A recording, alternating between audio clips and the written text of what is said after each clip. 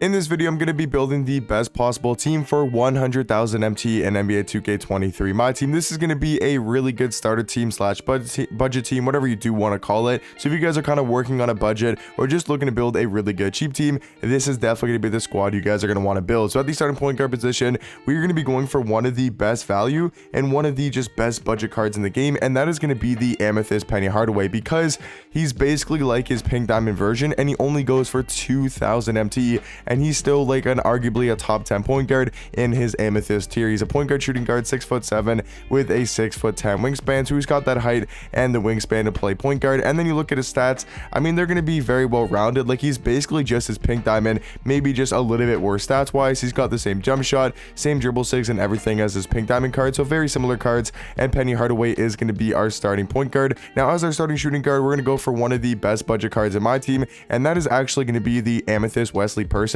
He is still such a good offensive shooting guard. Like, this man puts up buckets. He's a shooting guard, small forward, 6'6" with a 6'9" wingspan. You take a look at his offensive stats. He's got a 96 3 ball, 94 mid-range. He's got every shooting badge in the game on gold, and then he's also got Hall of Fame Agent 3 and Hall of Fame Limitless Range. You look at the jump shot, he's got a really good upper with Oscar Robinson on quick timing, and even the Mikal Bridges base is very nice. And then he's got the MJ dribble style and the normal leaner. So all around, Wesley Person for only like what, 3-4, maybe even like 2.5 thousand MT, all around going to be one of the better budget shooting guards in the game and going to be our starting shooting guard. I mean, you could run him off the bench. I do think the guy at the backup 2 might actually be a little bit better than Wesley, but for now we'll keep Wesley Person as our starting shooting guard. Now, talking about the small forward, this is where we start, pretty much getting the better cards on our lineup. Trey Murphy is a really good small forward. He does remind me of like what Trevor Ariza used to be in my team. Trey Murphy is a 6'8" small forward with a 7-foot wingspan, and he's just going to be a very solid 3-and-D card.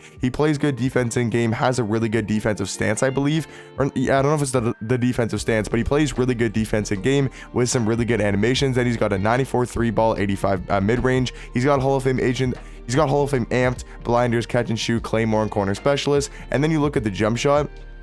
In my opinion, this is a really good release on quick timing. And then they also gave him the MJ dribble style and the Kobe Bryant escape. So for only about 10 to 12,000 MT, he's going to be a very well-rounded small forward. Also really good at going to the rim. He was in the dunk contest, so 98 driving dunk, 97 vertical. I do think Trey Murphy going to be our starting small forward for, like I said, 10 to 12,000 MT. Now, out of starting power forward position, we do need some better defense. So we're going to be going for one of the best budget defenders in the game and maybe one of the best defenders in my team. And that is going to be the pink diamond AK-47. I mean, this card is an absolute beast, whether you run him at small forward or power forward. I do think he's probably a little bit better at the 3, but for this squad, I think he's got to play power forward. He is 6'9" though, with a 7-foot wingspan. You might be saying he's a little bit undersized, but if you take a look at these defensive stats, trust me, he can hang with like the 7-foot power forwards, the KGs. He can even guard those type of power forwards. He's got a 97 block, 97 steal, 97 lateral quickness with a 96 perimeter and a 94 interior defense, and obviously tons and tons of Hall of Fame defensive badges. And then on the offensive end, I feel like he's an okay power forward. He can definitely knock down the 3 ball, move a little bit, and create his own shot if he needs to, but mainly just going to be here for defense for only about 15 to 20,000 MT. And then to round off the starting lineup for the best 100,000 MT squad is going to be the pink diamond Marc Gasol, who I just feel is such a good center and probably the best budget big man in the game, because there's really not that many great centers in my team right now, especially for like under 50, under like 30,000 MT.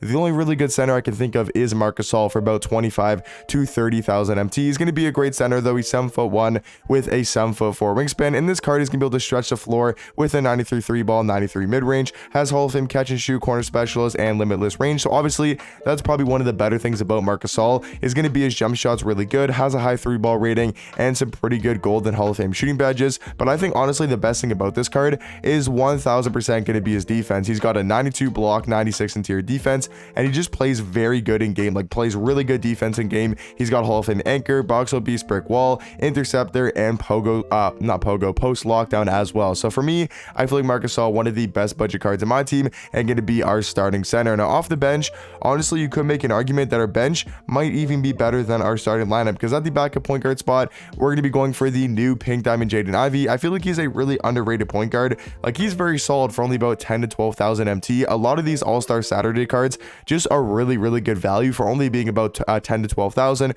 for obviously a pink diamond. He's a point guard, shooting guard, 6'4" with a 6'7" wingspan. And stats wise, I mean, he just reminds me of like a pink diamond Russ, and just a card that's really good at going to the basket and isn't going to be that great of a defender. He's got a pretty solid jump shot. I mean, the big flaw with this card is the fact that he doesn't have the normal leaner. But besides that, I mean, honestly, very good sigs. Like, he can move with the ball in his hands, 92 ball handle, 98 speed, or yeah, 96 speed with ball. He's super fast, 96 speed, 96 acceleration, good at going to the basket. So he's going to be our backup point guard for, like I said, about 10 to 12,000. And then honestly, I think you could possibly start this guy, Kevin Huerter. You could probably start him over Wesley Person if you wanted to. I think he's probably the actual better card compared to Wesley Person. He's a very good shooting guard. He's 6'7", only has a 6'7" wingspan, but he can shoot the lights out and obviously play really good defense.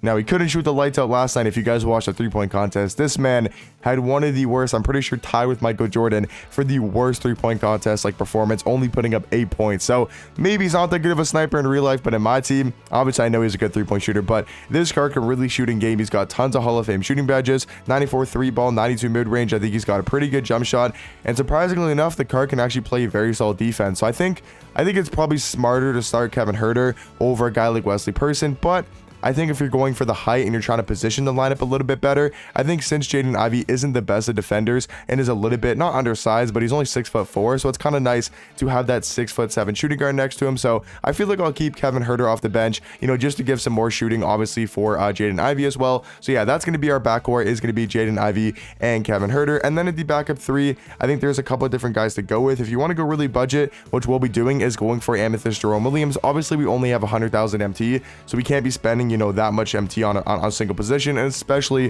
when we got to spend 25,000 MT on a center. But Jerome Williams, a very good small 40, 6'9" with a 7'1" wingspan. And for a card to be under 5,000 MT, he is super nice, very good defender, and just overall a really well-rounded card. He's got the KPJ base with the Kobe Bryant upper, so he's got a really good release on quick timing. And then he also does have the MJ dribble style and the normal leaner. So for me, Jerome Williams, under 5,000 MT, going to be one of the best budget small forwards. And then at the backup four, probably better at small forward, but kind of like AK, just need to run him at power forward for the squad, is going to be Jabari Smith Jr. Now, this card can play really good defense because of his height and his wingspan. He's got a really good height, really good wingspan for power forward or small forward. His defensive stats aren't amazing, but I think he can hold it down at the center, at the power forward position, I should say, with these, you know, defensive badges. But offensively, that's where this card's going to be super elite. He's got a 93 ball, 92 mid-range, Hall of Fame catch and shoot, Claymore, corner specialist, guard up, limitless range, and does have a very good release. I mean, the card's got a great jump shot and is going to be a very good offensive card. So for about 10 to 12,000, maybe 15,000 MT at the most,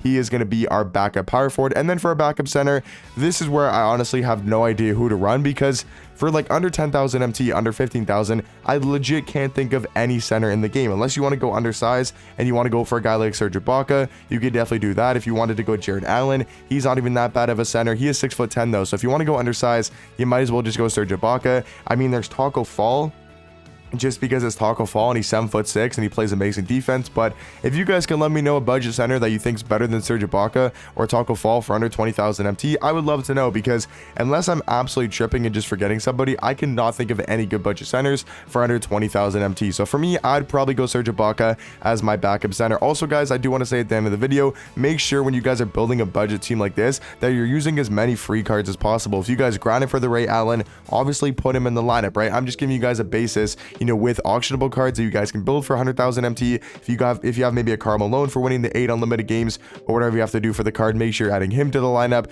right? Even a guy like Quentin Richardson can probably play maybe over Wesley Person. Like Spencer Dinwiddie could possibly play over Jaden Ivey, right? So make sure you guys are using these free cards. If you're grinding for KG, if you're grinding for, you know, other free cards, make sure you guys are adding them into the lineup that you do feel are better than these budget cards. But for 100,000 MT, guys, I do feel like this is the best possible team you guys can build. Let me know what you guys think about it in the comment section down below, and I'll catch you guys in the next one. Peace.